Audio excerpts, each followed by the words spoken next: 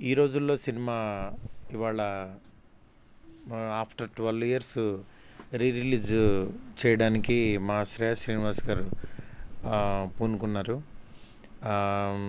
ఈ cinema produce చేసిన SKN scene ఇద్దరు యాక్చువల్గా ఏంటంటే మేము చాలా చిన్న బడ్జెట్ అనుకుని సరదాగా తీసిన సినిమా. అప్పుడు నిజంగా మా లైఫ్లో మార్చి ఒక 12 సంవత్సరాలు ఇంత ఒక మంచి సక్సెస్ఫుల్ జర్నీని కంటిన్యూ చేస్తున్నాము. నిజంగా ఇది చాలామందికి ఇన్స్పిరేషన్గా ఉంటుంది.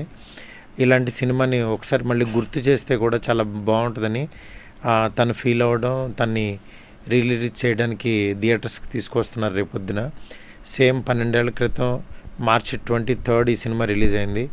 మళ్ళీ 2024 మార్చి 23 ఈ సినిమా రిలీజ్ అవ్వటం నిజంగా స్క్రీన్ మీద మళ్ళీ కంప్లీట్ సినిమా చూడబోతున్నాననే అంటే ఆ నాస్టాలజికల్ ఫీలింగ్ అది మాటల్లో చెప్పలేను.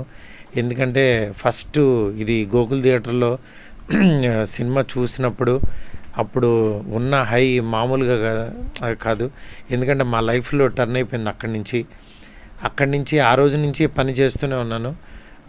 నిజంగా ఇప్పుడు ఎంత పెద్ద సినిమా తీస్తున్నా ఈ రోజుల్లో అప్పుడు అది ఇచ్చిన ఆ స్వీట్ మెమరీ కానీ అది మాటలో చెప్పలేను.